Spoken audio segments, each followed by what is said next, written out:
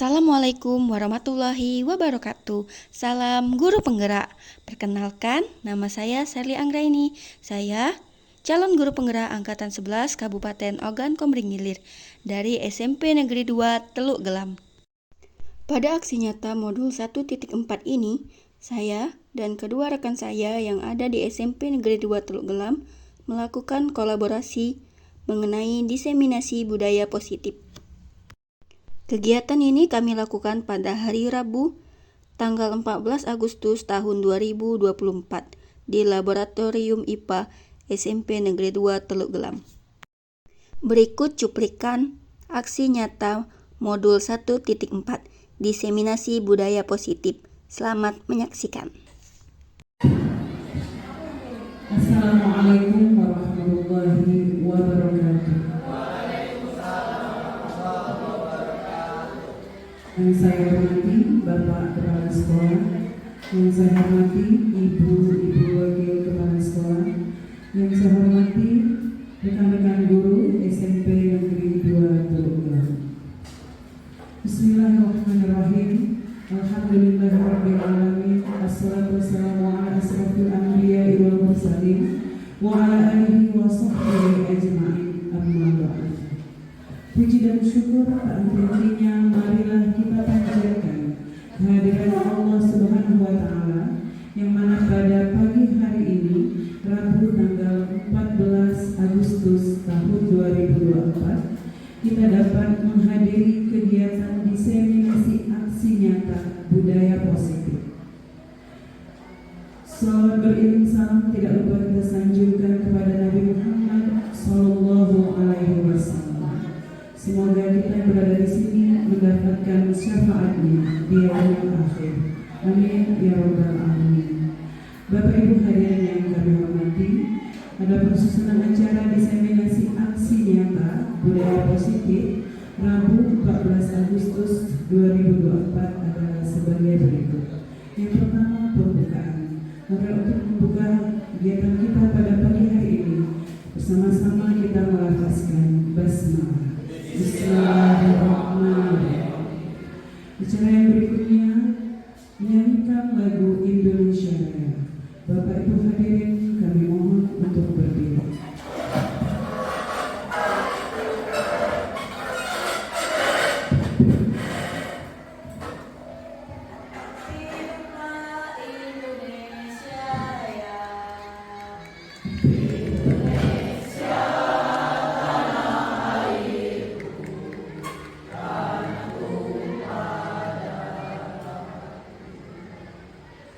Di sana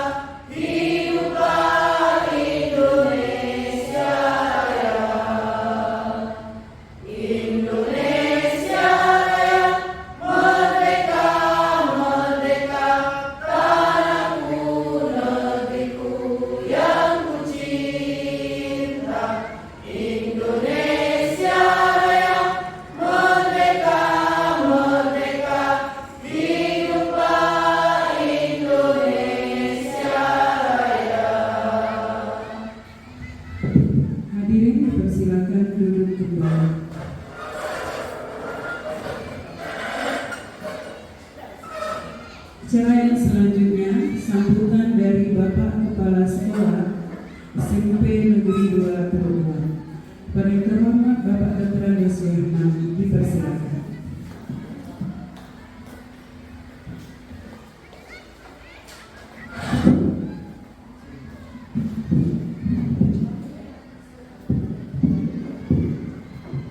Bismillahirrahmanirrahim. Assalamualaikum warahmatullahi wabarakatuh. Bismillahirrahmanirrahim. Alhamdulillahirabbil alamin. Wassalatu wassalamu ala asrofil anbiya'i wal mursalin sayyidina wa maulana Muhammadin wa alihi washabihi ajmain. Yang saya hormati rekan-rekan wakil, yang saya hormati rekan-rekan guru penggerak, ada 30 orang yang ada di depan. Yang saya hormati seluruh guru yang bisa hadir di ruangan ini. Puji dan syukur marilah kita panjatkan kehadiran Allah Subhanahu wa Ta'ala, yang mana pada pagi hari ini kita masih bisa berkumpul bersama di ruangan laboratorium IPA dalam rangka kegiatan aksi nyata modul 1.4 bagi rekan-rekan CGP yang telah sedang berjalan. Baiklah Bapak Ibu sekalian, CGP ini, calon guru penggerak ini adalah sesuatu yang perlu kita dukung, yang perlu kita support, karena CGP atau calon guru penggerak itu adalah aset kita, aset sekolah kita. Oleh karena itu kita support beliau bertiga supaya bisa mendapatkan nilai yang bagus dan sempurna, yang akan juga membawa nama baik sekolah kita, baik secara perubahan nyata di lapangan maupun di dalam kelas. Jadi tujuan saya ini nanti jadi contoh yang lain, sebelum yang lainnya juga muncul.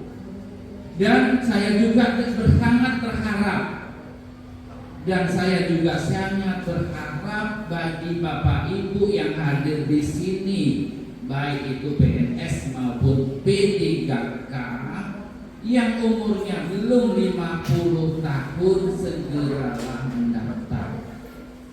Karena guru seluruhnya nanti akan jadi guru penggerak, wajib menjadi guru penggerak. Termasuk di situ syarat salah satu syarat untuk mencapai puncak sekolah, dalam arti yang di sini memimpin sekolah, salah satunya harus memiliki sertifikat guru penggerak. Tetap semangat Bu Sulastri, yang Bapak Ibu-ibu yang belum tetap saya dukung, saya support, kecuali Pak Arif, kecuali saya, Bu Herna, Bu Ati, termasuk Bu Haja. Nah, karena usia karena usia kita sudah 50 tahun ke atas, kita memang belum tidak diizinkan untuk ikut sebagai guru penggerak. Jadi itu adalah semua aset Bapak Ibu, minta tolong supportnya juga Bapak Ibu. Jadi Bapak Ibu yang di belakang yang belum mengikuti CGP, tolong disupport apa yang diperlukan oleh CGP yang sedang berjalan. Suatu saat pasti ada imbasnya dengan Bapak Ibu semua yang belum CGP, karena Bapak Ibu juga nantinya calon CGP. Kalau Ibu Bapak Ibu di belakang ini dukung, suatu saat ke depan pasti support. Berbahas pantun berikan ke Bapak Ibu. Ya. Sekali lagi kami ucapkan selamat. Tetaplah berjuang untuk sekolah ini, Bapak Ibu yang ada di depan CGP kami yang kami banggakan. Pagi hari ini kita akan mengadakan rekan-rekan CGP ini akan mengadakan aksi nyata modul 1.4 diseminasi budaya positif di sekolah. Maknanya saya belum tahu. Jadi intinya Bapak Ibu, diseminasi yang positif itu ada di sini ada beberapa item. Yang pertama adalah budaya positif. Budaya positif itu sendiri ada disiplin positif. Ini nanti akan diuraikan oleh beliau-beliau yang ditempatkan begitu. Tolong disupport, tolong kalau belum tahu bertanya, kalau tahu dijawab. Terus selanjutnya kalau ada Bapak Ibu yang di tempat inti bertanya, tolong dijawab. Ini juga baru bagi kami, yaitu disiplin positif, nilai-nilai kebajikan, teori, motivasi, dan penghargaan, keyakinan keras, kebutuhan dasar manusia, posisi kontrol guru, dan yang terakhir adalah segitiga restitusi. Asing buat kami, Bapak Ibu, terus terang asing buat kita semua, kemudian tidak asing lagi untuk yang di depan ini. Karena itu ini sudah modul 1.4 karena dia mungkin lebih memahami. Di sini beliau ini kemungkinan akan memberi dan menerima masukan dari rekan-rekan. Nanti apabila rekan-rekan ditunjuk untuk bisa tetap di sini, monggo silahkan dikerjakan, dilaksanakan, karena pada gilirannya nanti ada pada Anda di depan. Seterus terang saya support sebagai kepala sekolah, saya mendukung. Tetap bagi guru kami yang hebat di depan ini tetap semangat. Pada pagi hari ini dalam acara aksi modul 1.4 Bapak buka. Assalamualaikum warahmatullahi wabarakatuh.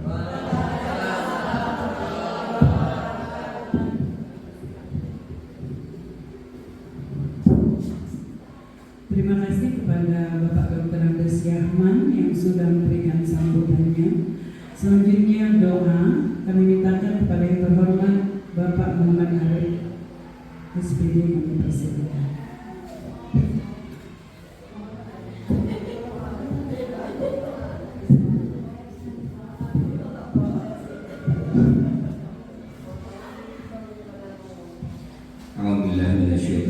Bismillahirrahmanirrahim. Alhamdulillahirabbil alamin. Allahumma anzil bi jalan mubarakan wa tahharil injili. Rabbana hab lana min azwajina wa dhurriyyatina qurrata a'yunin waj'alna lil muttaqina imama. Rabbana la tuzigh qulubana ba'da idh hadaytana wa hab lana min ladunka rahmah innaka antal wahhab. Rabbana la tuzigh qulubana ba'da idh hadaytana wa hab lana min ladunka rahmah innaka antal wahhab. Rabbana atina fid dunya hasanah wa fil akhirati hasanah wa qina adzabannar. Subhana rabbil izzati amma yasifun wa salamun alal mursalin walhamdulillahi rabbil alamin.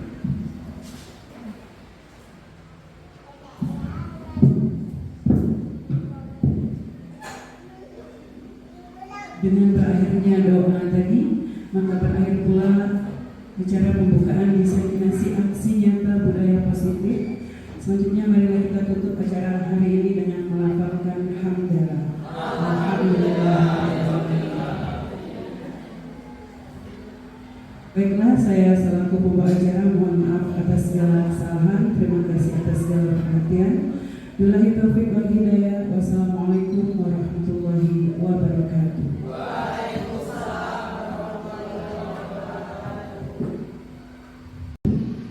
Baik, assalamualaikum warahmatullahi wabarakatuh. Yang saya hormati Bapak Kepala Sekolah SMP Negeri 2 Teluk Gelam, yang saya hormati Ibu-ibu Wakil Kepala Sekolah SMP Negeri 2 Teluk Gelam, yang saya hormati Ibu-ibu Guru SMP Negeri 2 Teluk Gelam yang saya banggakan dan saya cintai. Pertama-tama, marilah kita panjatkan puji dan syukur bersyukur atas kehadiran Allah Subhanahu wa taala.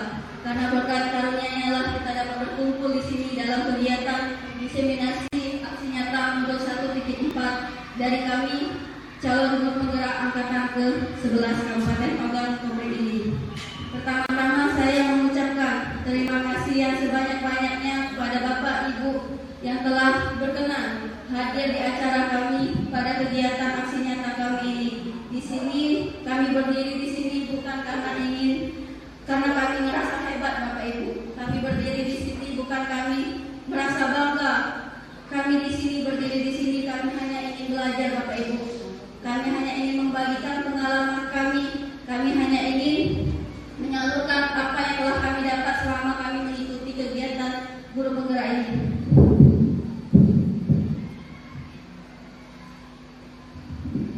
Di pendidikan guru penggerak kami tidak berdiri sendiri Bapak Ibu. Di pendidikan guru penggerak kami ada yang mendampingi, di mana di sini di guru penggerak itu terdapat beberapa orang yang mendampingi kami. Di mana pendamping saya itu ada fasilitator. Fasilitator itu nanti bertemunya pada saat di kegiatan-kegiatan seperti Google Meet, pertemuan-pertemuan virtual. Dan ada lagi yang namanya pengajar praktik. Kalau Bapak Ibu sering melihat tiap bulannya datang, nah itu adalah pengajar praktik. Dengan fasilitator saya itu Bapak Suyanto SIP MPD, beliau adalah seorang pengawas. Dan pengajar praktik saya itu Ibu Hajar Listianingsih SPD MPD, itu adalah kepala sekolah di SMP Negeri 2 di Jawa. Nah ini adalah kurikulum vitae saya Bapak Ibu. Jadi kalau misalnya ada yang belum tahu, saya itu lulusan strata 1 pendidikan matematika di Universitas Sriwijaya. Dan alhamdulillah saya sekarang sudah diamanahkan menjadi aparatur sipil negara di alhamdulillah penempatan langsung di SMP Negeri 2 Teluk Gelap ini dengan jabatan ahli pertama guru matematika. Dan apabila setelah kegiatan ini Bapak Ibu ada yang ingin dipertanyakan, apa misalnya kita pertemuan di luar kita masih kurang, Bapak Ibu boleh kontak saya yang sedang tertera di depan. Nah, dan apabila nanti Bapak Ibu memiliki mau mencari inspirasi kegiatan apa saja yang telah saya lakukan baik di kelas, baik di kegiatan guru penggerak ini, Bapak Ibu bisa melihat channel YouTube saya di @serlianggraini468.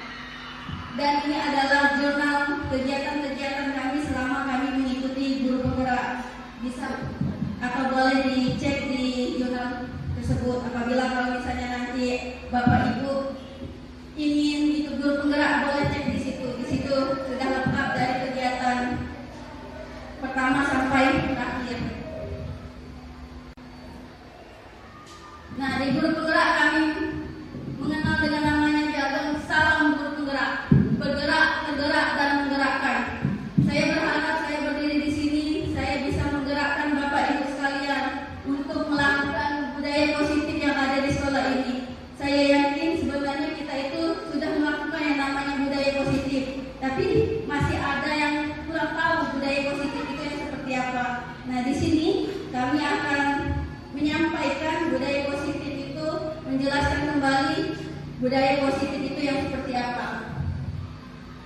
Sebelumnya saya mengucapkan terima kasih yang telah hadir pada kegiatan inseminasi hari ini. Semoga dari kegiatan ini kita dapat belajar, dapat berkolaborasi, dapat saling mendukung demi mewujudkan budaya positif yang ada di sekolah kita yang tercinta ini, SMP Negeri 2 Teluk Gelap. Adapun kegiatan kami selama kami mengikuti kegiatan pendidikan guru penggerak itu alurnya merdeka namanya Bapak Ibu. Jadi di alur merdeka itu kami pertama kali belajar itu tentang namanya mulai dari diri. M-nya itu mulai dari diri, E-nya itu eksplorasi konsep, N-nya itu ruang kolaborasi. Nah, di ruang kolaborasi itulah yang kita nantinya bertemu yang namanya fasilitator Bapak Ibu. Kita nanti bertemu fasilitator, bertemu dengan pengajar praktik, bertemu dengan teman-teman sekelompok kita di ruang kolaborasi itu. D-nya itu adalah demonstrasi kontekstual, E-nya itu adalah elaborasi pemahaman. Nah, di elaborasi pemahaman itu nanti kita bertemu lagi yang namanya fasilitator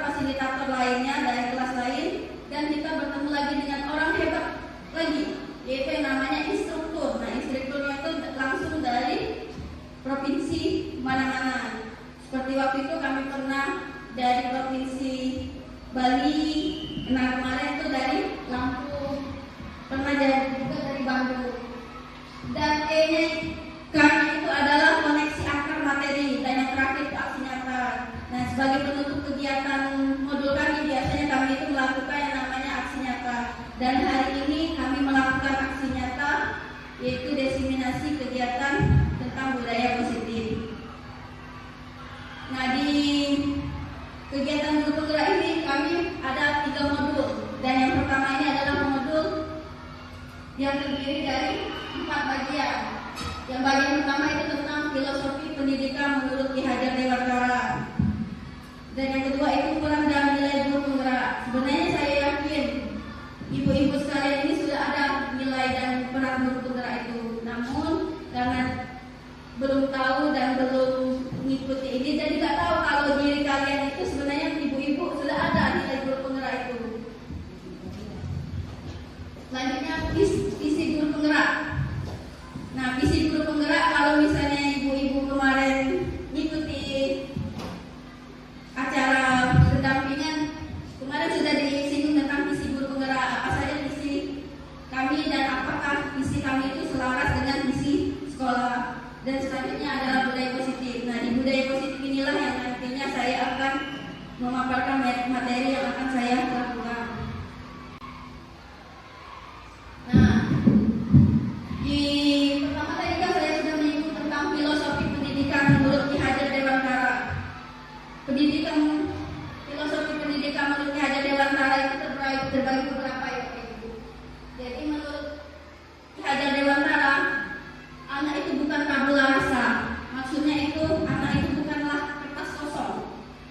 Anak itu sebenarnya sudah ada di kertas itu, sudah ada tulisan-tulisan. Sebenarnya kita itu tinggal menebakkan. Jadi kita itu bukan, anak itu bukan kertas kosong yang sesuka hati kita sebagai guru mencoretnya, mewarnainya, menggambarnya. Jadi mereka itu sebenarnya sudah ada gambar, sudah ada tulisannya. Kita hanya menebalkannya saja. Itu menurut Ki Hajar Dewantara. Selanjutnya, setiap anak itu memiliki bakatnya masing-masing. Jadi setelah saya mengikuti kegiatan ini, saya itu baru sadar kalau anak itu kita tidak bisa memaksakan kalau anak itu harus bisa matematika. Ada saja yang anak yang pintar menyanyi, ada yang pintar olahraga, ada yang pintar di numeriknya. Jadi setiap anak itu memiliki bakatnya masing-masing. Selanjutnya, guru itu sebagai among atau menuntut, bukan menuntut. Jadi kita itu sekarang ini menuntut mereka bagaimana mereka mencapai keberhasilan mereka. Dan selanjutnya, guru itu ibarat petani dan guru itu sebagai benih padinya.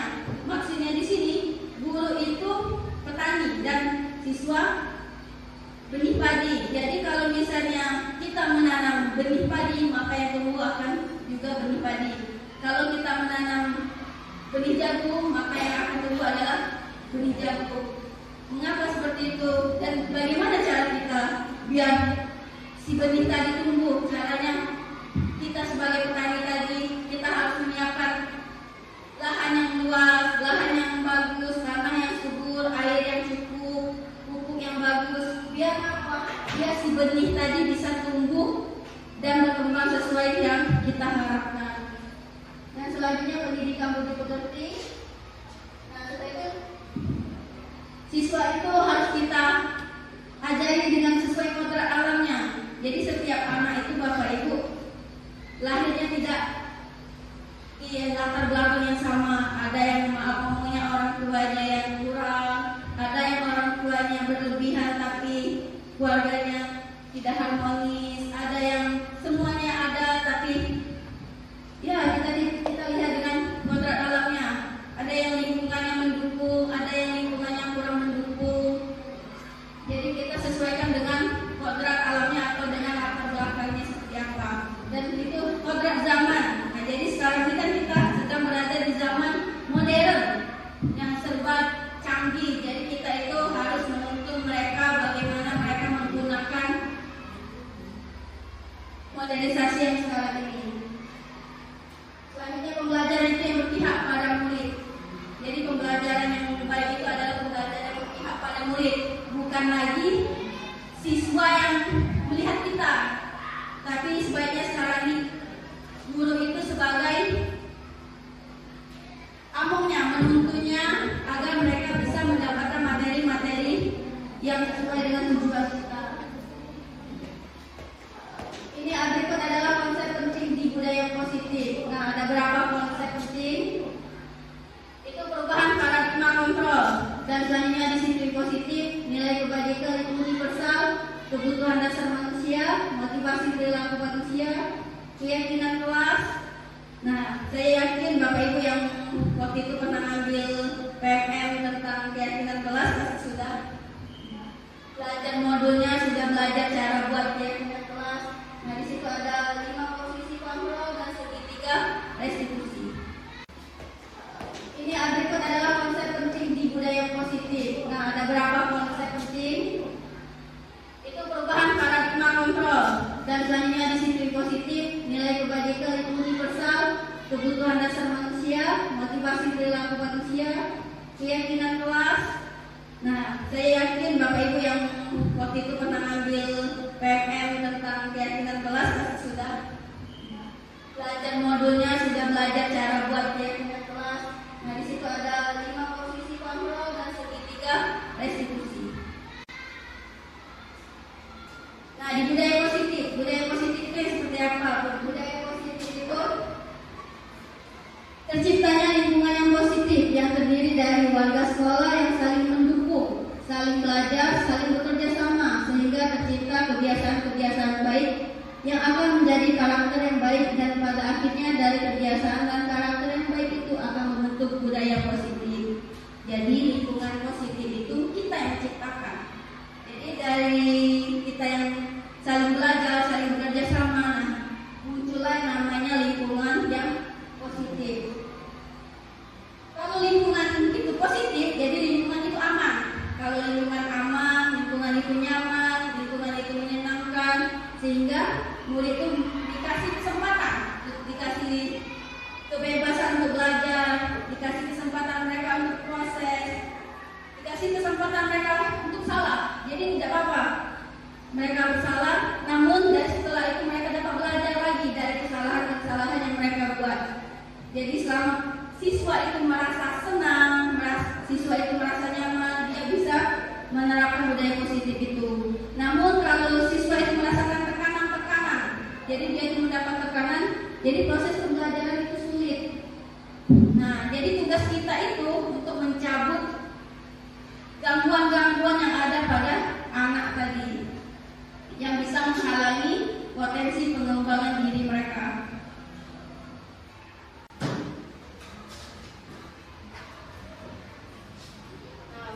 Berikut adalah paradigma perubahan dari kegiatan ini. Saya minta Bapak Ibu berpasangan ya Bapak Ibu, mengepalkan tangan. Bayangkan di kepala tangan Bapak Ibu ini adalah sesuatu yang sangat berharga, yang sangat penting di dalam Bapak Ibu, yang sangat berguna, yang tidak bisa orang mengambilnya. Dan saya harap yang di sebelah kanan yang membuka tangan pasangannya yang sebelah kiri. Terserah mau bagaimana caranya, atau mau merayu, atau mau memaksa, atau mau mukul, mau gelitik, boleh. Silakan Bapak Ibu. Bagaimana caranya membuka? Ya, bukan salah. Jadi berpasangan. Nah, ya seperti ini. Nah, bagaimana cara membukanya? Ya, giliran.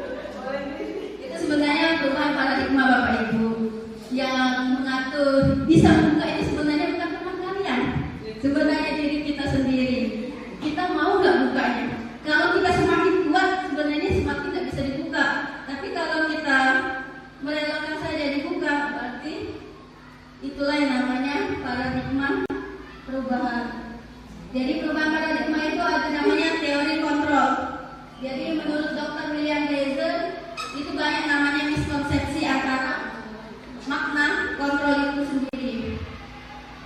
Jadi miskonsepsi di sini itu yang pertama, penerapan budaya positif berarti tidak ada aturan atau konsekuensi. Sebenarnya dalam kehidupan bermasyarakat itu selalu ada tantangan, selalu ada aturan dengan konsekuensi dari setiap tindakan yang dilakukan oleh anggota masyarakat. Dan dalam penerapan budaya positif, guru melatih kesadaran murid melalui pemahaman bahwa tatanan dan konsekuensi hadir untuk memberikan keselamatan dan kebahagiaan. Jadi menurut Ki Hajar Dewantara itu, siswa itu harus bahagia, siswa itu harus selamat sesuai dengan kodrat alam dan kodrat zamannya.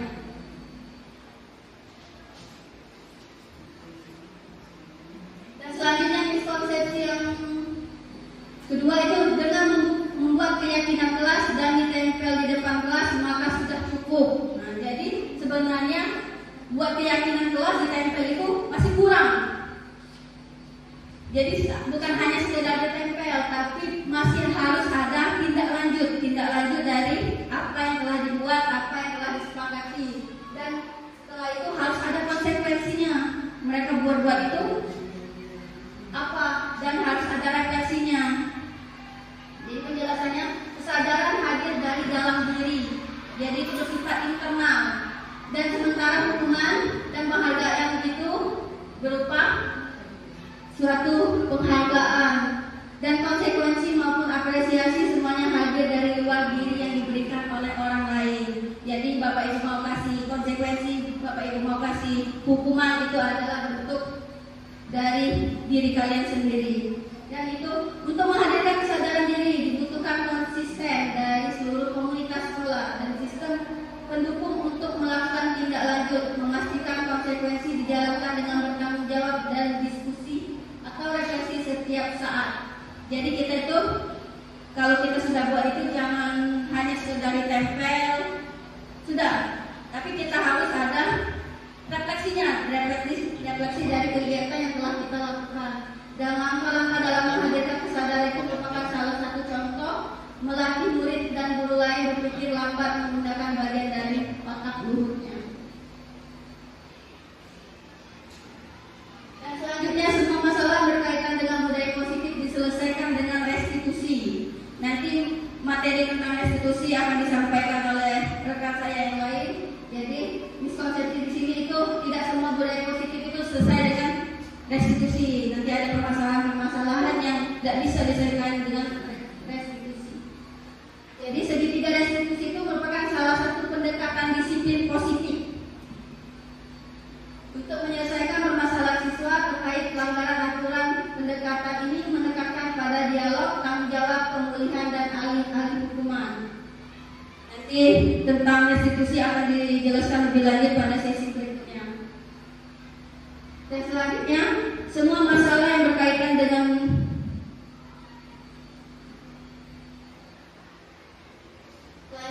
pilihan tindakan yang dilakukan murid dalam proses restitusi ditentukan oleh guru, bukan muncul dari kesadaran murid. Nanti akan dibahas lebih lanjut juga.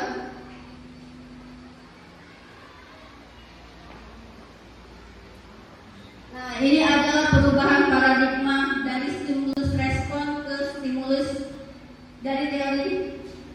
dari stimulus respon ke teori kontrol. Di mana menurut stimulus respon itu kita menganggap siswa itu sebenarnya sama, kebutuhannya sama, apa yang diinginkan mereka itu sama. Padahal di teori kontrol itu sebenarnya kebutuhan anak-anak itu berbeda-beda. Jadi kita itu tidak bisa, kalau misalnya mereka tuh belajar matematika, sebenarnya yang mereka butuhkan di belajar matematika itu beda-beda.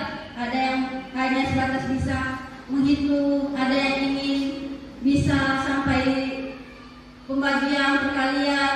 Jadi tidak semua anak itu kebutuhannya sama. Dan selanjutnya semua orang melihat itu hal yang sama. Padahal di teori kontrol setiap orang itu memiliki gambaran yang berbeda. Dan di stimulus respon kita mencoba mengubah orang agar berpandangan sama dengan kita. Nah, jadi di stimulus respon ini kita itu biar orang bisa menganggap apa yang kita punya itu sama dengan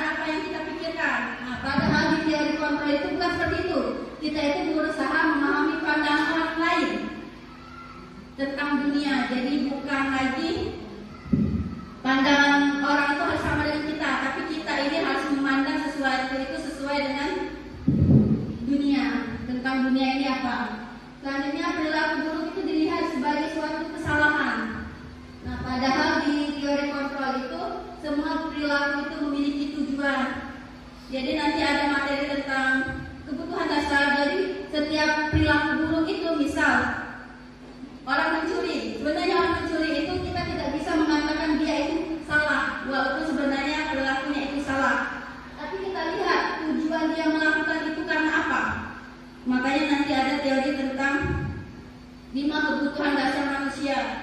Apakah karena dia kurang kasih sayang, apakah seseorang itu melakukan karena dia butuh kesenangan, apa karena dia butuh kekuasaan. Nanti ada materi tentang kebutuhan dasar. Dan selanjutnya, orang lain bisa mengontrol saya. Nah, yang tadi seperti genggaman tangan tadi, ibu-ibu.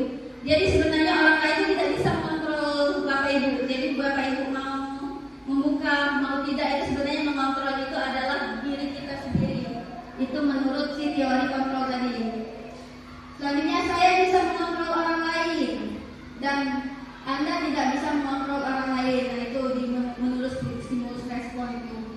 Yaitu memaksakan ada pada saat bujukan gagal. Jadi kita itu kalau menurut si stimulus respon ini, kalau misalnya bapak ibu bujukan di bapak ibu terhadap orang itu tidak berhasil, jadi bapak ibu melakukan pemaksaan.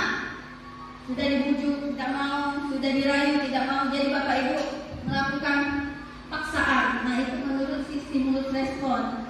Padahal di teori kontrol itu, kalau misalnya hal tidak bisa dilakukan, maka yang dilakukan adalah kolaborasi. Kolaborasi untuk menciptakan pilihan-pilihan yang baru. Dan selanjutnya, model berpikir menang atau kalah. Nah, jadi stimulus respon itu, kalau misalnya di situ kita berlomba, jadi harus ada yang menang, ada yang kalah. Padahal itu sebenarnya mereka itu sama-sama menang. Bukan lagi tentang menang atau kalah, tapi win-win, menang-menang. Nah, kita lanjut tentang makna disiplin. Jadi makna disiplin itu sering dihubungkan dengan tata tertib. Tata tertib, teraturan, hukuman, dan ketidaknyamanan. Jadi disiplin itu bisa membuat orang tidak nyaman. Nanti kita bahas lebih lanjut. Dan sesuatu yang dilakukan seseorang pada orang lain untuk mendapatkan kepatuhan. Jadi makna disiplin itu tentang kepatuhan dengan tata tertib. Nah, ini disiplin positifnya. Kalau tadi kan disiplin, ini disiplin positifnya. Jadi disiplin itu disiplin diri yang kuat sebagai bentuk kontrol diri yang berasal dari motivasi internal, bukan eksternal, sehingga memiliki perilaku yang mengacu pada nilai-nilai kebajikan universal. Tujuannya untuk menanamkan motivasi yang menghargai diri sendiri dengan nilai-nilai yang dipercaya, motivasi intrinsik yang berdampak pada jangka panjang, tidak terpengaruh oleh hadiah ataupun ujian. Nah, ini adalah nilai-nilai kebajikan universal. Jadi nilai-nilai kebajikan universal itu nilai-nilai lintas budaya, bahasa, suku bangsa maupun agama, seperti keadilan, kehormatan, peduli, integritas, kejujuran, pelayanan, keamanan, kesabaran, tanggung jawab, mandiri. Ini adalah nilai-nilai kebajikan. Nah, seperti contohnya seperti ini, kita itu tindakan guru. Sebelum itu kita bedain dulu, tindakan guru itu suatu hukuman atau konsekuensi. Sebelum kita lebih lanjut, karena kalau kita sudah tahu perbedaan hukuman dengan konsekuensi, kita bisa menjelaskan bagaimana cara menyelesaikannya. Jadi kalau misalnya bapak ibu menyuruh anak itu mencatat 100 kali di dalam buku kalimat, saya tidak akan terlambat lagi karena siswa itu datang terlambat. Kira-kira itu bentuk konsekuensi atau hukuman. Kalau misalnya mencatat 100 kali di dalam buku kalimat, saya tidak akan terlambat lagi. Jadi itu kira-kira hukuman atau konsekuensi. Hukuman. Ya, benar, hukuman.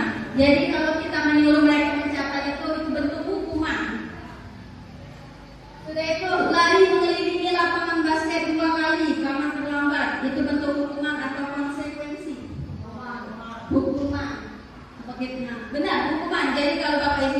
nyuruh keliling lapangan, kalau misalnya tidak kerja itu bentuk hukuman. Nanti kita jelaskan tentang apa bedanya hukuman dengan konsekuensi. Selanjutnya yang ketiga, murid diminta untuk push up 15 kali karena tidak menggunakan masker sekolah. Bentuk hukuman. Nah, kalau mengganti kertas tugas teman yang telah dicoret-coret, konsekuensi. Nah, yang kelima, membersihkan tumpahan air di meja tulis karena tersenggol pada saat belajar, konsekuensi.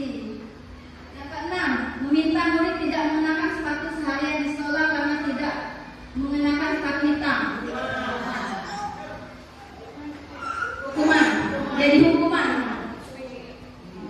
Dan yang terakhir adalah lari mengelilingi lapangan basket karena terlambat 10 menit. Hampir sama dengan yang tadi ya. Itu bentuk konsekuensi. Pelajaran PJOK. Jadi sekarang sudah tahu bedanya hukuman dengan konsekuensi.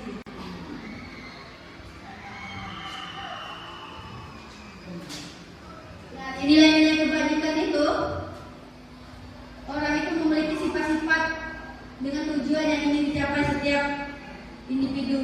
Jadi mereka, kita sebagai manusia memiliki tujuan yang mulia sesuai dengan yang kita harapkan, dan nilai-nilai disepakati bersama itu memiliki latar belakang yang berbeda.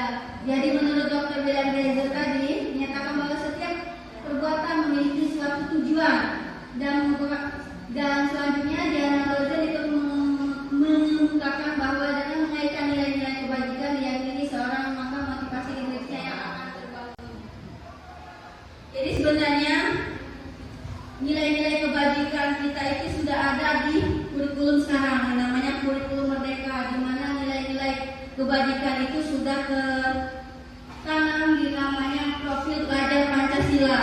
Di dimensi-dimensi profil pelajar Pancasila itu terdapat yang namanya beriman, bertakwa kepada Tuhan Yang Maha Esa, mandiri, bernalar kritis, berkebinekaan global, bergotong royong, dan kreatif.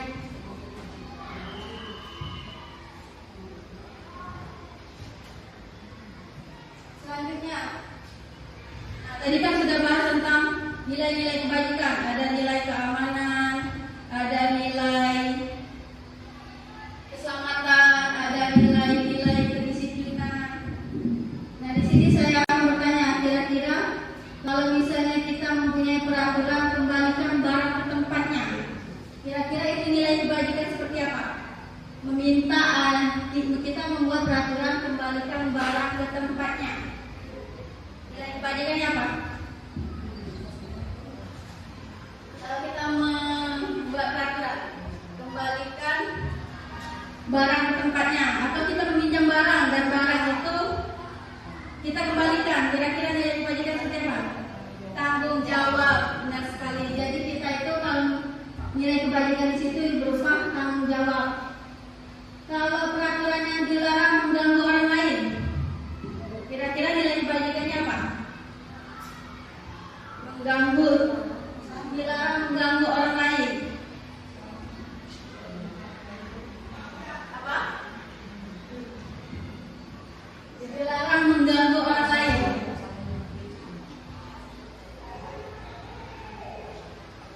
Apa mem tadi? Saling menghargai, benar sekali. Sebenarnya kita itu kalau tidak mengganggu orang lain itu sama saja kita menghargai orang tersebut. Itu nilai kebajikan yang ada pada dilarang mengganggu orang lain. Dan selanjutnya, hadir di sekolah 15 menit sebelum pembelajaran dimulai. Kira-kira nilai? Ya, benar.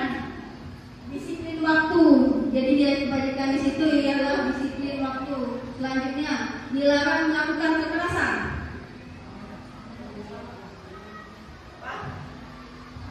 Keamanan. Jadi kalau kita tidak melakukan kekerasan maka akan aman. Dan selanjutnya dilarang merokok. Nilai kebajikan apa yang terdapat pada dilarang merokok? Kesehatan. Sebenarnya udah pintar semua ini. Ya udah tahu ini nilai-nilai kebajikan ini. Cuma malu-malu tak salah. Padahal di sini sudah tahu. Selanjutnya bergantian atau menunggu antrian.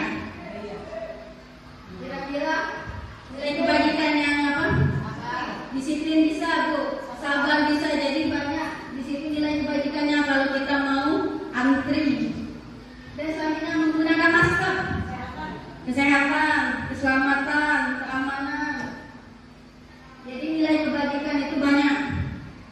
Dan sebenarnya ibu-ibu kalau dari sini tadi sudah bisa semua, sudah tahu nilai-nilai kebajikan dari apa yang telah Bapak Ibu buat. Nah, dari nilai kebajikan ini nanti baru turunnya ke keyakinan kelas. Nah, selanjutnya tentang teori motivasi, hukuman dan penghargaan serta restitusi. Nah, sama seperti yang saya katakan tadi, jadi motivasi seseorang untuk melakukan sesuatu itu ada 3 macam. Jadi motivasi seorang itu bisa karena dia menghindari suatu hukuman. Jadi dia itu melakukan sesuatu itu karena tidak mau dihukum. Jadi siswa itu mengerjakan tugas asal-asalan karena tidak mau dapat hukuman. Itu yang pertama. Yang kedua, untuk mendapatkan imbalan atau penghargaan dari orang lain. Jadi siswa itu mengerjakan tugas itu karena ingin dikatakan oleh temannya, oh dia anak yang rajin, oh dia anak yang pintar. Bisa jadi motivasi siswa itu melakukan sesuatu itu karena keinginan mereka sendiri, karena niat mereka sendiri. Jadi kita bisa melihat motivasi siswa itu melakukan apa yang kita tuju itu sesuai dengan 3 motivasi ini. Apakah motivasi itu untuk menghindari hukuman, atau karena ingin dapat penghargaan, atau karena mereka sesuai dengan diri mereka sendiri. Jadi teori motivasi perilaku itu kan ada 3. Yang pertama tadi agar menghindari hukuman. Nah, di hukuman di sini apa yang maksud itu? Apa yang akan terjadi apabila saya tidak melakukannya? Nah, sama seperti yang tadi. Kalau misalnya siswa itu tidak melakukan atau tidak membuat PR, apa yang akan terjadi kalau mereka tidak buat PR tadi? Itu bentuknya motivasi eksternal. Dan ada lagi yang kedua tadi, untuk mendapatkan imbalan. Jadi mereka itu berpikirnya, apa yang akan saya dapatkan kalau saya melakukan itu? Misalnya apa yang saya dapatkan kalau saya mengerjakan tugas? Itu bentuknya masih tetap motivasi eksternal. Dan selanjutnya untuk menghargai diri sendiri. Nah, itu seperti saya akan menjadi orang yang seperti apa apabila saya melakukannya. Misal PR tadi, kalau misalnya saya mengerjakannya, seperti apa yang saya lakukan itu menjadi orang seperti apa saya nanti kalau saya tidak mengerjakan PR. Itu adalah bentuk motivasi internal. Dia tujuannya langsung ke tujuan disiplin positif. Nah, di sini ada teori motivasi. Di sini ada permasalahan. Di mana permasalahan ini? Sebagai seorang guru, saat Anda hadir mengajar kelas tepat waktu. Nah, jadi saya di sini ingin merenung, apakah Bapak Ibu itu hadir di kelas tepat waktu itu? Apa karena motivasi itu karena Bapak Ibu tidak ingin ditegur oleh kepala sekolah, atau tidak ingin ditegur Bu Herna, atau tidak mau ditegur oleh Bu Ade? Jadi Bapak Ibu renungkan, Bapak Ibu itu masuk tepat waktu itu karena apa? Apakah Bapak Ibu itu inginnya masuk tepat waktu itu karena pengen dipuji oleh Pak Ahmad? Oh, Ibu itu rajin, oh Ibu itu disiplin. Jadi Bapak Ibu renungkan, kira-kira motivasi apa yang buat Bapak Ibu itu hadir tepat waktu? Atau Bapak Ibu karena ingin menghargai waktu, menghargai diri, karena Bapak Ibu tidak mau siswa-siswa itu, oh kalau misalnya saya datang terlambat, jadi siswa itu mencontoh kegiatan saya. Apakah seperti itu? Jadi itu adalah motivasi Bapak Ibu sendiri. Apakah ibu-ibu itu masuk tepat waktu? Apa karena takut ditegur kepala sekolah? Apa Bapak Ibu karena ingin dicap oleh kepala sekolah, oh Ibu itu rajin? Atau karena Bapak Ibu hatinya sendiri, hati nuraninya sendiri, saya ingin masuk karena ingin menjadi teladan bagi murid-murid saya. Jadi ini adalah tindakan atau motivasi yang berasal dari diri Bapak Ibu sendiri. Jadi kita tidak bisa mengatakan kalau orang itu tidak mau masuk kelas karena sesuatu. Itu sebenarnya berasal dari diri dia sendiri. Nah, di sini adalah bentuk perbedaan perbedaan hukuman, konsekuensi, dan restitusi. Jadi hukuman itu sebetulnya membentuk identitas yang gagal, dan identitas itu yang sukses itu adalah bentuknya disiplin. Jadi apa bedanya hukuman, konsekuensi, dan restitusi? Nah tadi kan sudah tahu kan yang mana bentuk hukuman, mana bentuk konsekuensi. Nah ini perbedaannya. Kalau hukuman itu sesuatu yang menyakitkan. Jadi yang seperti tadi, mereka disuruh keliling lapangan, mereka disuruh push up, itu menyakitkan dan harus terjadi hari itulah. Jadi kita itu mendadak Bapak Ibu, kalau misalnya kita masuk, ada siswa yang datang terlambat, nah itu hukum. Kalau kita menyuruh mereka keliling lapangan, itu bentuknya hukuman, karena itu suatu yang menyakitkan bagi dia dan itu bersifat langsung. Kalau konsekuensi itu sesuatu yang harus terjadi. Nah kalau tentang restitusi nanti dibahas lebih lanjut. Hukuman itu bisa membuat anak tidak nyaman dan itu bisa berakibat jangka panjang. Nah kalau konsekuensi itu buat tidak nyaman juga, tapi dia bentuknya jangka pendek. Contohnya seperti apa kalau jangka panjang? Misal tadi disuruh keliling lapangan, ditertawai oleh satu sekolah, oh dia disuruh lari lapangan. Nah itu dia bisa membekas di otak dia. Kalau mereka telah melakukan kesalahan dan disuruh lari lapangan dan ditertawai, itu berakibat jangka panjang. Dan yang jangka pendek ini konsekuensi tadi, misal mereka disuruh, misal tadi kan ada air yang tumpah disuruh lapin, nah itu bentuk konsekuensi. Mereka kalau sudah dilapin, mereka sudah selesai. Itu adalah bentuk dari konsekuensi jangka pendek. Nah kalau di hukuman, korban itu mendapatkan keadilan, sedangkan konsekuensi itu korban diabaikan. Dan di hukuman murid itu akan tersakiti, kalau konsekuensi dia dibuat tidak nyaman. Ini masih banyak lagi sebenarnya.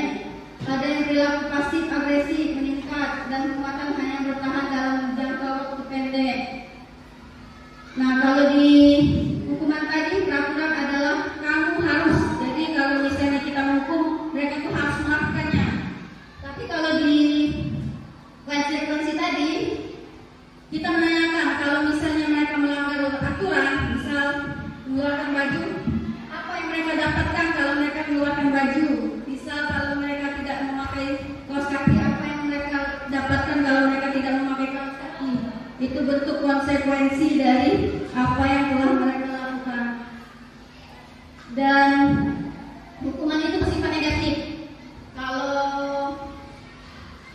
konsekuensi itu berbentuk netral, bisa positif, bisa negatif. Tapi kalau restitusi itu bersifat positif.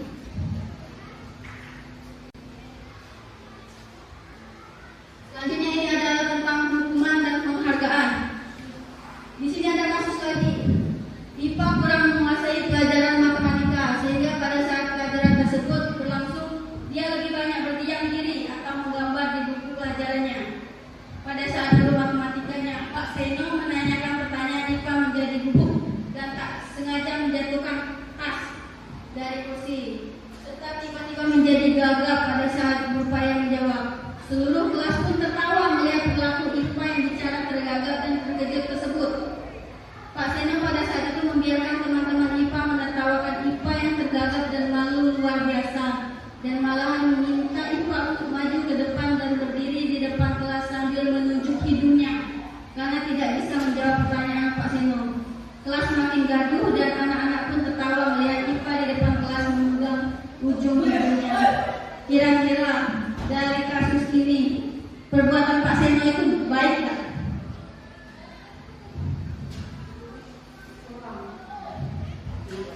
Tidak baik, karena dia buat IPA ini tadi malu. Jadi dia merasa malu. Nah dari dia merasa malu tadi, dia bisa membekas di otaknya kalau dia sudah ditertawai oleh teman-temannya karena Pak Seno tadi.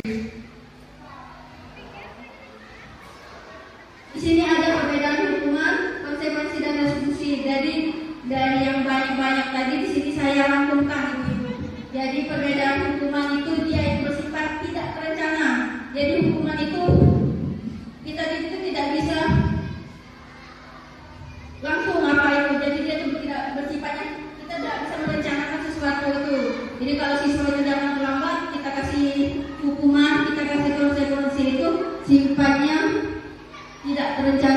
dan murid itu tidak akan tahu apa yang terjadi. Ya, jadi bentuknya ICDP. Dan selanjutnya bersifat satu arah, guru memberikan hukuman dan murid hanya menerima. Jadi kalau hukuman tadi kita yang sebagai guru yang ngasih. Kalau misalnya mereka terlambat mau kasih apa itu bersifat satu arah. Tapi kalau konsekuensi itu sudah terencana dan sudah disepakati. Seperti peraturan-peraturan sekolah kita, misal harus pakai dasi, kalau upacara harus pakai topi. Nah itu bentuk konsekuensi sudah disepakati, sudah terencana dan selanjutnya sudah dibahas.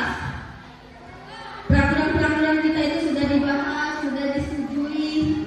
Siswa-siswa sebelum masuk sekolah, sebelum daftar sekolah itu sudah ada yang namanya tata tertib. Nah itu sudah dibahas dan disetujui. Jadi siswa itu sudah tahu dulu kalau misalnya tata tertib sekolah itu seperti apa. Nah selanjutnya dibuat oleh pihak sekolah dan murid sudah mengetahui sebelumnya. Nah, sama seperti kata saya tadi, jadi siswa itu begitu masuk sekolah dapat tata tertib. Nah, mereka itu jadi tahu bahwa sekolah itu harus pakai dasi, harus pakai sepatu hitam, harus pakai topi kalau saat upacara, harus rambut pendek. Nah itu bentuk konsekuensi kalau mereka tiba-tiba bajunya disuruh ganti, kalau misalnya rambutnya tiba-tiba disuruh potong. Itu bentuk konsekuensi dari apa yang telah mereka ketahui tadi. Dan selanjutnya konsekuensi itu akan diterima bila ada pelanggaran. Jadi kalau kita tiba-tiba menyuruh mereka potong rambut sedangkan rambut mereka itu pendek, itu tidak akan diterima, karena kalau konsekuensi itu bila ada pelanggaran saja. Jadi kalau mereka tidak melanggar, tidak mungkin kita akan menyuruhnya potong rambut kalau rambutnya sudah pendek. Selanjutnya restitusi. Restitusi itu adalah proses menciptakan kondisi bagi murid untuk memperbaiki kesalahan mereka, sehingga mereka bisa kembali pada kelompok mereka dengan karakter yang lebih kuat. Nanti akan dijelaskan lebih lanjut. Ini adalah lagi kasus. Kamu tidak boleh main di luar ya, karena kamu coret-coret sembarangan di tembok. Tadi pagi aku terlambat 20 menit, maka aku harus tunggu 20 menit lagi untuk pulang. Maaf ya, ini aku ganti kertas yang baru. Kasus A adalah murid TK mencoret-coret tembok. Jika alasannya karena iseng dan bosan, maka dia mencari kebebasan. Jika jawabannya adalah karena dia senang melakukannya, maka itu adalah kesenangan yang berusaha dipenuhi. Kasus B adalah murid SMP yang datang terlambat 20 menit. Jika alasannya adalah karena ia harus membantu ibunya, maka ia sedang memenuhi kebutuhan hidup. Jika ia mengatakan bahwa ia kesiangan, ibunya tidak membangunkannya, maka ia mungkin sedang berupaya memenuhi cinta dan kasih sayang. Ia ingin diperhatikan oleh gurunya atau ibunya, karena gurunya pasti akan melaporkan hal tersebut pada orang tuanya. Kasus C adalah murid SD yang merobek kertas temannya. Jika alasan sang murid adalah karena kesal pada temannya dan ingin temannya menuruti keinginannya, maka ia sedang memenuhi kebutuhan penguasaan.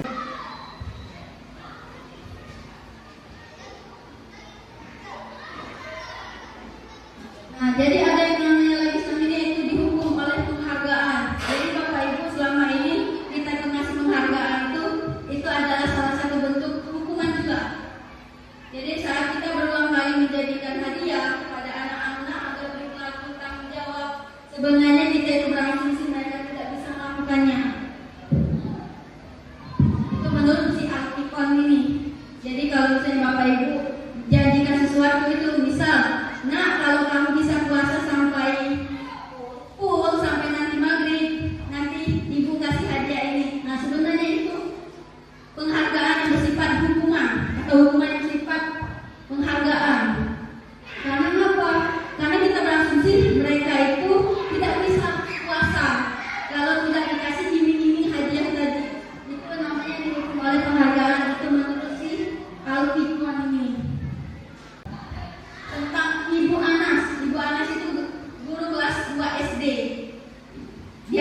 masalah murid-muridnya itu bisa tertib.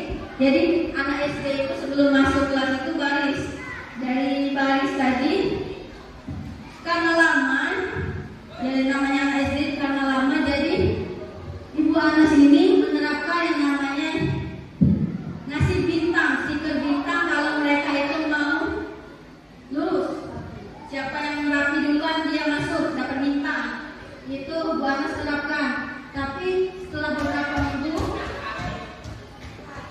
kegiatan itu berhasil. Nah, tapi pada saat berapa hari Bu Anas ini tidak masuk. Dari dia tidak masuk tadi, Pak Heru yang gantinya.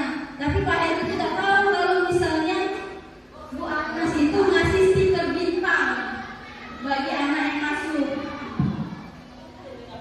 Karena tidak tahu, jadi mulai itu berebutan lagi siapa yang mau masuk, siapa yang ini. Nah, di situ hal yang terjadi itu ngapor. Jadi motivasi siswa itu mengapa? Jadi permasalahan di situ, kira-kira siswa itu karena apa dia mau masuk itu? Berasal dari motivasi apa? Internal, eksternal. Kenapa?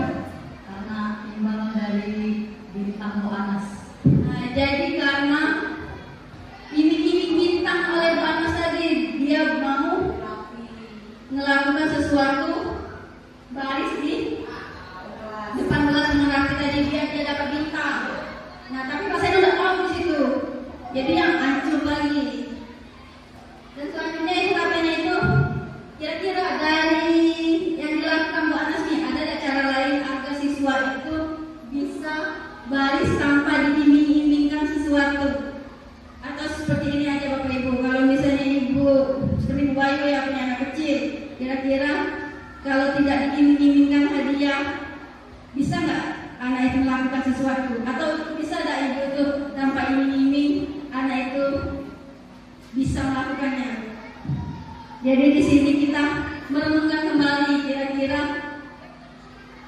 bisa tidak kita di sebagai guru tanpa memberikan hadiah. Hadiah itu tidak berupa, bisa berbentuk ucapan, jadi tidak harus berbentuk barang. Yaitu dihukum oleh penghargaan. Nah, dihukum oleh penghargaan itu bisa pengaruh jangka pendek dan bisa pengaruh jangka panjang. Jadi penghargaan itu kalau misalnya kita ngasih penghargaan itu, kalau sudah tidak ada penghargaan itu lagi, biasanya orang itu berhenti. Misal dia tadi kalau misalnya kayak Bu Bayu, Bunda tidak pernah lagi kasih aku hadiah kalau aku puasa full, jadi dia berhenti. Itu akibat dari ngasih iming-iming tadi, jadi dia berhenti, tidak mau lagi puasa karena tidak ada hadiah lagi. Selanjutnya, jika kita menggunakan peragaan lagi dan lagi, maka orang tersebut akan bergantung pada penghargaan yang diberikan. Jadi ketergantungan sifatnya kalau misalnya kita beri hadiah secara terus-menerus. Jadi hadiah itu tidak boleh nemanian, boleh kasih hadiah, tapi jangan keseringan. Tidak itu penghargaan itu tidak efektif. Kenapa tidak efektif? Karena apa? Anggapan anak itu penghargaan itu kalau dia melakukan apa, dia dapat apa. Jadi bersifat jika maka. Kalau jika saya dapat apa dari bunda. Jika saya puasa, saya dapat apa dari ayah. Jika saya mengerjakan PR, maka dapat apa dari guru. Jadi mereka mengharapkan hadiah tadi. Selanjutnya, penghargaan itu merusak hubungan. Nah, merusak hubungan ini seperti apa? Misal, guru A itu rajin yang masuk. Dia rajin masuk, dia disiplin waktu, dia pakaiannya sesuai ketentuan. Nah, ada lagi guru B. Guru B itu juga pakaiannya rapi, dia rajin masuk sekolah. Tapi pada saat waktu yang bersamaan, guru B ini tidak masuk. Dan kepala sekolah hanya melihat guru A saja yang masuk, sedangkan guru B tidak masuk. Dan kepala sekolah hanya memberi penghargaan pada guru A tadi, tidak melihat guru B tadi rajin juga. Karena dia tidak masuk tadi, jadi yang dapat guru A.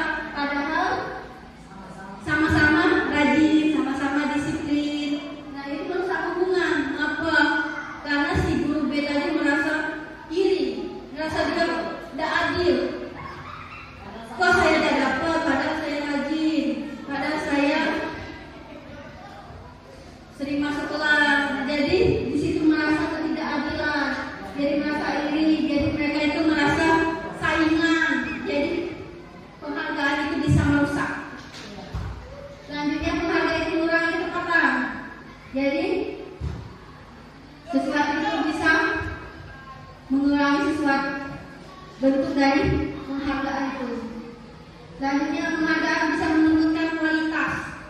Jadi kalau misalnya siswa itu kita iming-imingi selalu hadiah, dia bisa merusak kualitas diri mereka.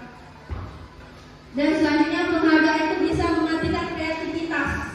Nah, jadi Bapak Ibu kalau sering kasih penghargaan kembali lagi tidak bagus.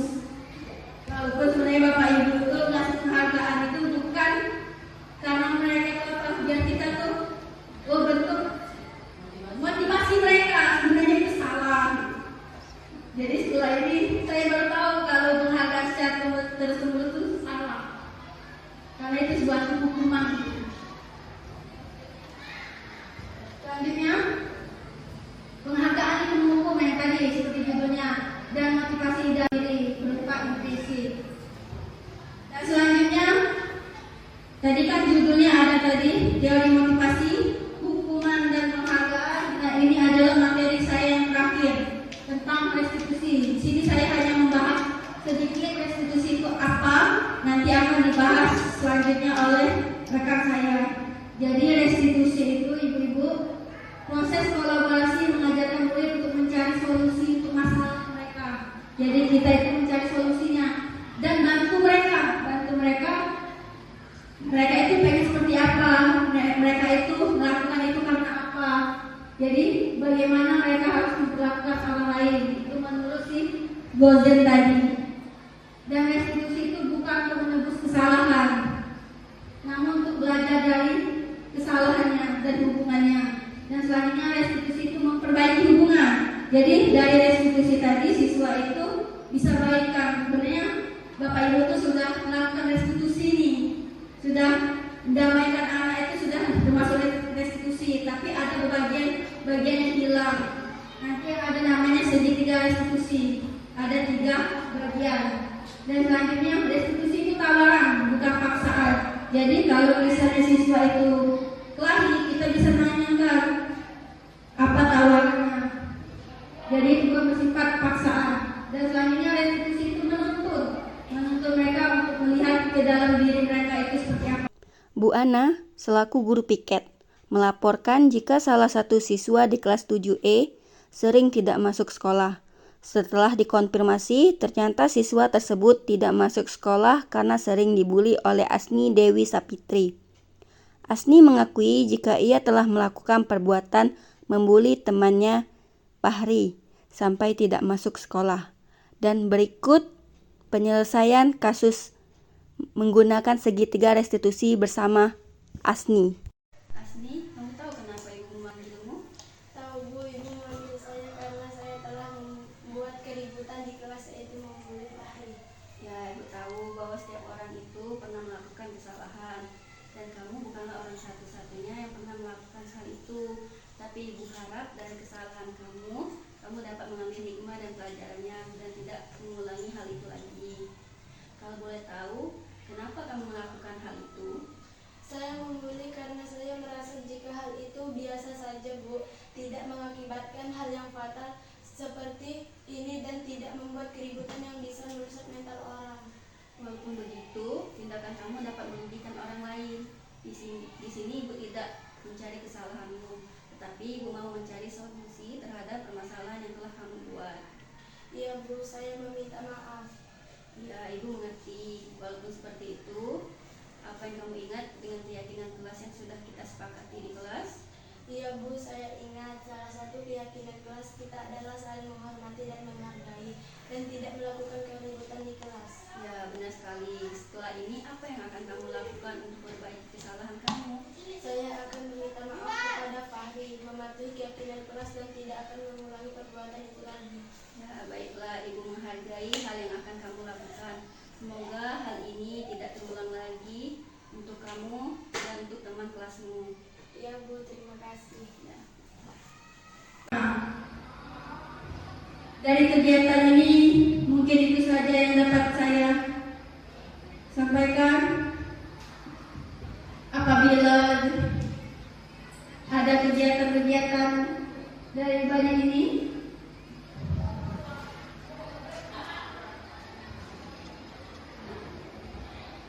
masih ada banyak dari sini. Kira-kira adakah yang tahu perbedaan hukuman dan konsekuensi dari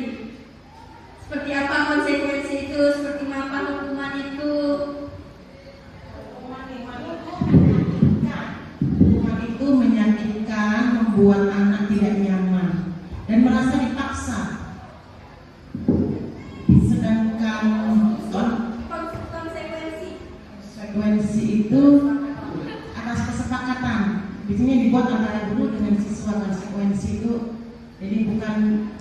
Jadi anak tidak dipaksa.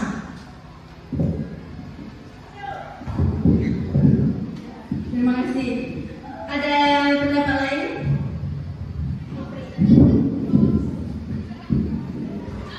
Kalau hukuman itu dadakan. Kalau yang konsekuensi itu sudah di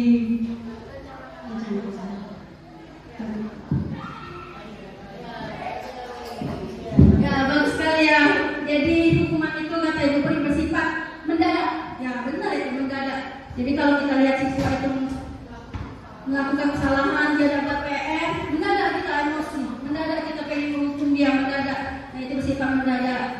Kalau konsekuensi tadi sudah terencana, kalau mereka tidak bisa jawab pertanyaan, misalnya mereka tidak mengerjakan tugas, mereka harus bisa nulis lagi atau harus mengerjakan 2 kali lipat. Itu bentuk konsekuensi. Selanjutnya ada lagi yang namanya tadi motivasi. Nah, saya mau kembali lagi ke teori motivasi. Kira-kira Bapak Ibu yang di sini masuk kelas itu motivasinya apa? Apa karena ingin dapat nilai kepala sekolah baik? Apa karena tidak mau ditegur? Ya, apa karena tidak mau ditegur oleh Bu Erna? Apa karena diri sendiri ingin jadi teladan bagi murid? Ya.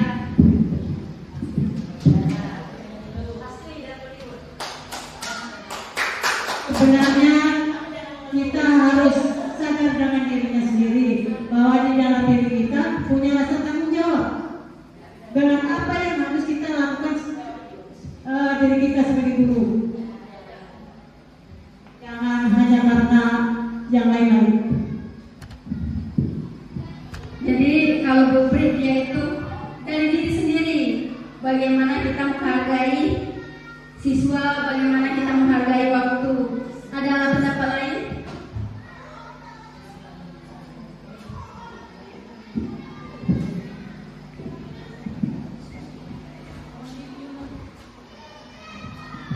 Ada lagi?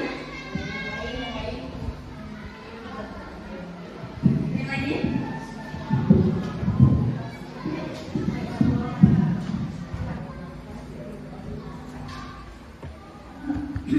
Jadi motivasi tadi, seperti yang dibilang oleh Ibu Pri ya, karena adanya kesadaran dari dalam diri, adanya rasa tanggung jawab kita sebagai guru untuk menjalankan tugas dengan baik, ya. Jadi kita melaksanakannya dengan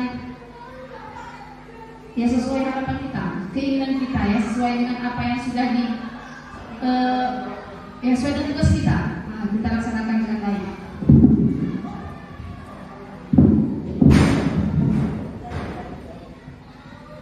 Bu Ade? Terima kasih. Sehubungan dengan motivasi, tadi ada kata-kata penghargaan atau motivasi itu dapat merusak hubungan. Itu maksudnya gimana? Jadi apa tadi? Penghargaan bisa merusak hubungan. Yang tadi sudah saya jelasin tadi, kalau misalnya guru A rajin ya, dia rajin masuk, dia rajin datang tepat waktu, administrasinya lengkap, nanti guru B ini juga bersama. Tapi pada saat yang kebarengan, mungkin pada saat itu dia lagi tidak sehat atau dia lagi ada kerjaan buat dia tidak masuk. Nah, sedangkan kepala sekolah hanya melihat guru A tadi, oh ibu itu rajin masuk kelas, oh ibu itu tepat waktu lantainya, oh administrasi ibu itu lengkap. Padahal kita di sini sudah tahu sebenarnya guru A dan B itu kualitasnya sama, disiplinnya sama, tapi hanya pada saat itu kepala sekolah melihat si guru B tadi tidak melaksanakan tugas. Nah, disitulah mulai iri. Harusnya aku dapat juga penghargaan, harusnya kan saya itu dapat pujian juga, dapat penghargaan, tapi malah saya tidak dapat apa-apa. Apa bedanya saya dengan dia? Itu yang membuat hubungan itu. Sebenarnya kita sering melakukan itu. Sama baik sama aku. Orang itu sebenarnya ini. Jadi seperti itu, Bu. Apakah di sini ada yang ditanyakan lagi? Tidak ada? Atau ada yang yang masih simpulan. Atas kesempatan diberikan, saya sih bukan mau mengkritik atau ini ya, hanya merefleksi. Kita kan setiap kegiatan apapun perlu kita refleksi. Kita perlu refleksi ya. Jadi kalau saya lihat untuk pemaparan Ibu Serli Anggra ini sudah sangat baik dan cukup menguasai materi. Cuman yang jadi perlu direfleksi, perlu diperbaiki itu intonasi. Jadi mari kita sharing sama-sama, bagi Bapak Ibu yang paham, mari kita sharing, yang belum mari kita belajar sama-sama. Itu refleksi dari saya. Kemudian agak sedikit tadi yang menyentil ya. Kalau motivasi saya yakin guru-guru di SMP 2 Tegulang ini motivasi untuk mengajarnya sudah sangat tinggi, sudah meyakini dan memahami tugas sebagai guru di SMP Negeri 2 Tegulang. Hanya sedikit yang masih kurang yakin pada diri sendiri apa fungsinya sebagai guru. Itu saja, terima kasih. Wassalamualaikum warahmatullahi wabarakatuh.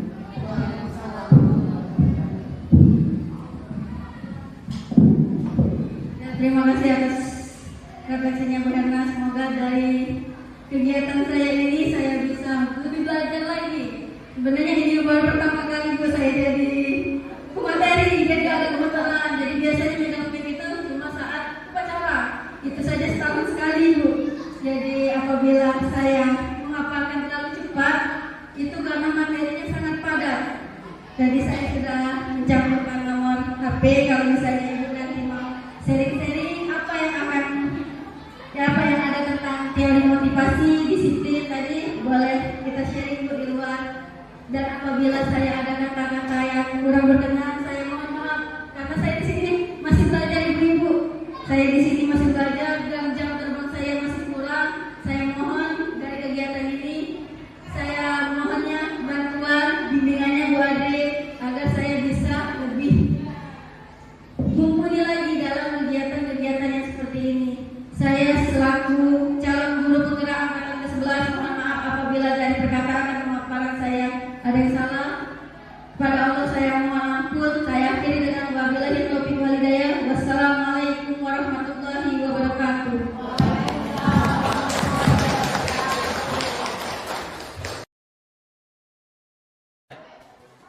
Bismillahirrahmanirrahim. Assalamualaikum warahmatullahi wabarakatuh. Yang saya hormati Bapak Kepala Sekolah SMP Negeri 2 Tegulang, yang saya hormati Bapak Ibu Dewan Guru dan KTU SMP Negeri 2 Tegulang. Saya ucapkan banyak terima kasih pada Bapak Ibu ya yang sudah berkenan hadir dalam kegiatan diseminasi penyebaran pemahaman dan penerapan budaya positif sebagai salah satu tugas pendidikan guru penggerak pada modul 1 IPA bersama saya Adi calon guru penggerak angkatan 11 dari SMP Negeri 2 Tegulang Kabupaten Ogan Komering. Baik, sebelum kita mulai materi hari ini, marilah kita mulai bersama-sama membacakan doa bersama. Bismillahirrahmanirrahim.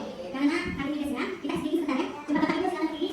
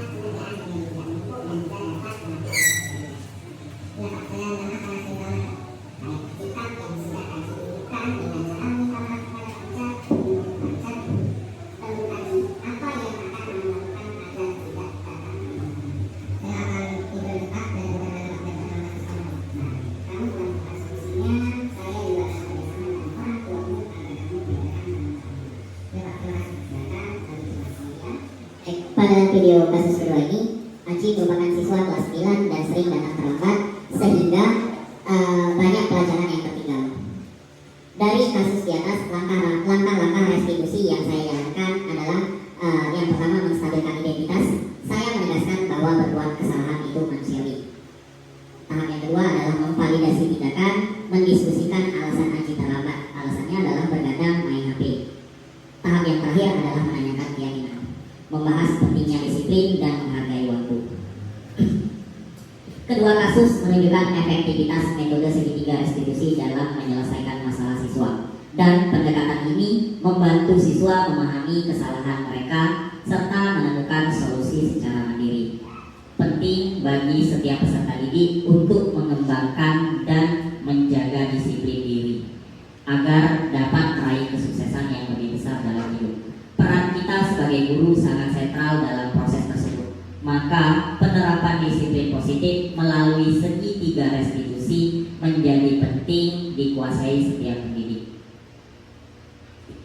Kesimpulan dari 5 posisi kontrol dan segitiga restitusi adalah pendekatan dalam penerapan disiplin di sekolah yang bertujuan untuk menciptakan lingkungan belajar yang positif dan bertanggung jawab.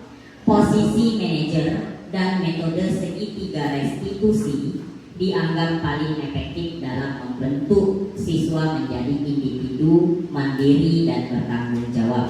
Segitiga restitusi dengan 3 langkahnya, yaitu menstabilkan identitas,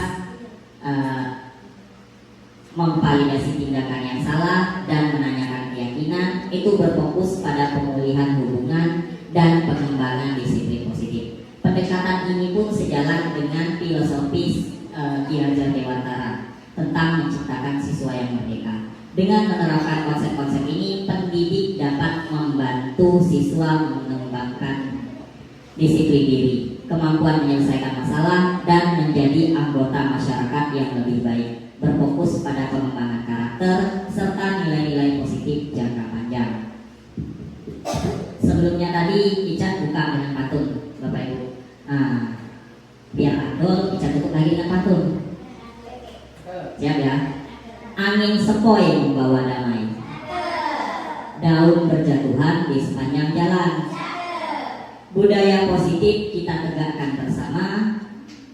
Salah. Tidak fokus lagi. Oke, saya ulang ya. Angin sepoi membawa damai. Daun berjatuhan di sepanjang jalan. Dengan hati yang senang dan ramai, budaya positif kita tegakkan bersama. Sekian presentasi dari Ica. Ica minta maaf yang sebesar-besarnya kepada Bapak Ibu telah menyita waktunya, dan juga minta maaf kalau penyampaian materi dari kami bertiga khususnya Ica mungkin masih banyak yang kurang. Ica menyadari sendiri, terutama public speaking, cara kami untuk berbicara di depan umum masih terbatas dan kurang.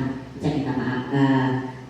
Ica di sini minta kepada rekan-rekan kami yang di belakang mohon maju ke depan. Kami minta sedikit waktu lagi kepada Bapak Ibu. Di sini ada 3 kertas sticky note yang berbeda warna. Bapak Ibu masing-masing minta refleksi dari kegiatan hari ini. Apa yang akan kami benahi dan apa yang akan kami kembangkan. Oh ya, boleh. Ya, boleh.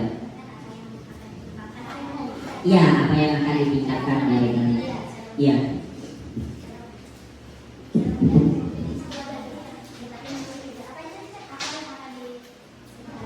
Apa yang akan ditingkatkan dan apa yang akan dikembangkan dari materi-materi yang disampaikan tadi.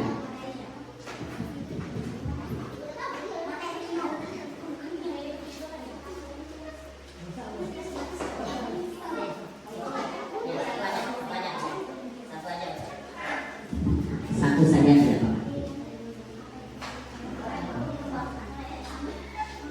Misal nih Bu Dini menilai atau merefleksi materi yang disampaikan oleh Syahri gitu. Syahri kurangnya apa, baiknya apa ya. Karena refleksi dari Bapak Ibu insya Allah akan membangun kami ke depannya. Tidak apa-apa Bapak Ibu, tidak usah ditulis nama biar kami bisa gitu.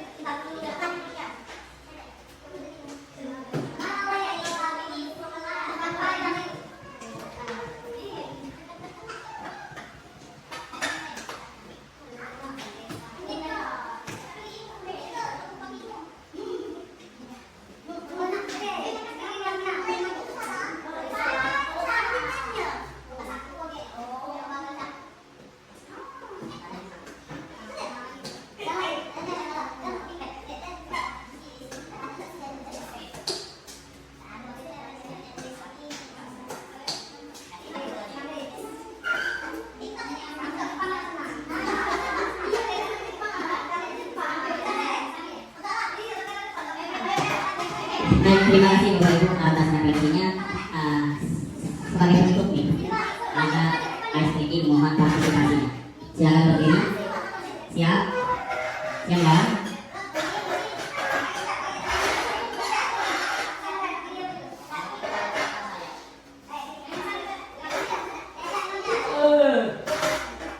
Punalek. Siap ya?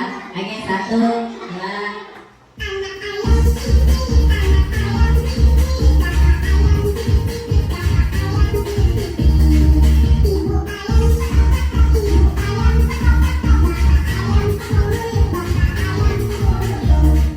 Oke, siap.